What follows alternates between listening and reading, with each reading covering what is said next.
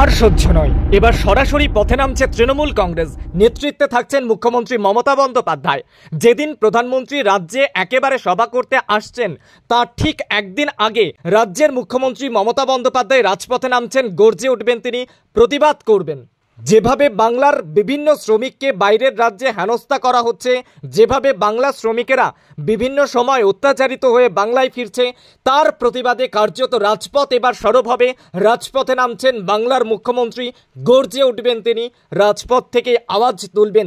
প্রধানমন্ত্রীর জনসভা ঠিক একদিন আগেই স্কয়ার থেকে ডোরিনা ক্রসিং একটি মিছিল, প্রতিবাদ মিছিল হবে, যার নেতৃত্বে থাকবেন আমাদের নেত্রী মমতা বন্দ্যোপাধ্যায়।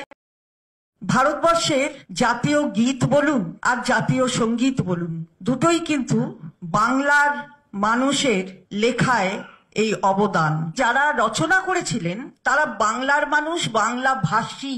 বাংলা বললেই ধরো ওকে, পুড়ে দাও জেলে, থাকুক ডিটেনশন ক্যাম্পে, না হলে ডিপোর্ট করে দাও, অন্য রাষ্ট্রে পাঠিয়ে দেওয়া হোক, উচ্ছেদ করতে হবে ওদের। তুমি বাঙালি যদি হয়ে থাকো তাহলে তুমি ভারতবাসী নও।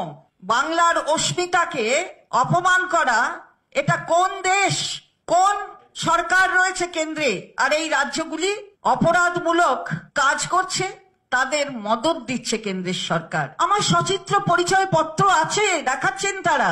চলবে না, চলবে না, তুমি বাংলা বলো, তাই তোমাকে উচ্ছেদ করতে হবে এখান থেকে।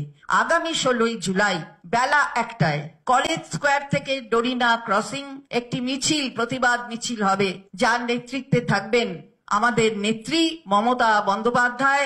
এই মিছিলে সামিল হবে কলকাতা ছাড়া হাওড়া, সল্টলেক, দমদম এবং ভাঙড়। একই দিনে 16ই জুলাই 2টো থেকে 4টে এই প্রতিবাদ সংগঠিত হবে প্রত্যেকটি জেলায়।